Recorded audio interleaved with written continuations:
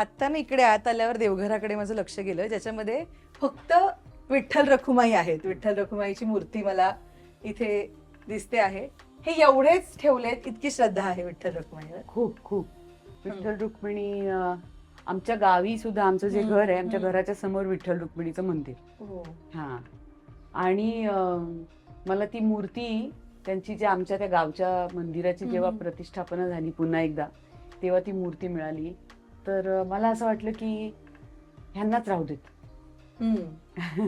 विठ्ठल रुक्मिणी जे म्हणजे सर्व थरातल्या लोकांना, सर्व घटकांना आपल्याकडे जोडून ठेवतात. आणि महाराष्ट्रात त्यांचं काय स्थान आहे ते काय मी वेगळं सांगायला नको, पण ती मूर्ती मला मुळात फार आवडते. हो, एकदम शांत वाटतं ना बघून त्याच्याकडे. Peace of mind. आणि मला मंदिरही असंच आवडतं. म्हणजे खूप फोटो लावलेले असतील तर मला नाही आवडत, रात्र माझ्याच्यानी ते मॅनेज पण होत नाही. म्हणजे करा असं बघायचं. हो, नाही त्याची स्वच्छता, रोजची त्याची पूजा, सजवणं एवढा वेळ नसतो. हे मला शक्य होतं आणि मला ते आवडतात फार. गोड मस्त वाटतं ते. पण तुझी मल्टीपर्पज रूम मला खूप आवडली. ठीक आहे, टिपिकल मुलीची रूम आहे. आणि हा तर हे टॅलेंट तर कमालच आहे ड्रॉइंगचं. छान आहे.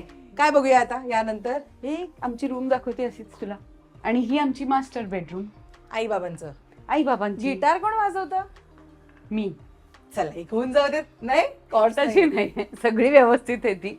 पण मला, मी जसं म्हटलं की मला असं वाटतं माझ्या घरात एखादं वाद्य हवं, माझ्या घरात चित्र हवीत, माझ्या घरात पुस्तकं हवीत, माझ्या घरात ह्या गोष्टी हव्यात. माझा चुलत भाऊ आहे, तो छान वाजवतो. ओके. त्याच्याकडनं मी ती घेतला आणि मी म्हटलं की मला दे घरात ठेवायला, पण मी फार क्वचित वाजवते. मला वाटलं आता ऐकवशील मस्त काहीतरी धून नाही ठेवली आहे तरी. आई बाबा काढून दाखवू का? छान आहे, वाद्य असावं.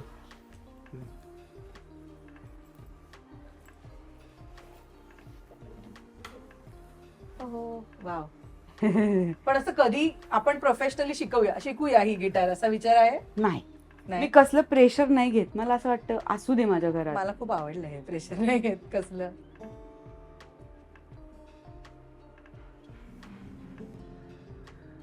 असं एवढं केलं ना 10 मिनिटं तरी मला फार बरं. आणि ते ऐकायला पण किती स्मूथिंग वाटतं या गोष्टी. येस. त्याच्यामुळे असे छंद जोपासतो आम्ही. छंद जोपासतेस. पण आमच्या उरणचं घरही असंच आणि हेही असंच.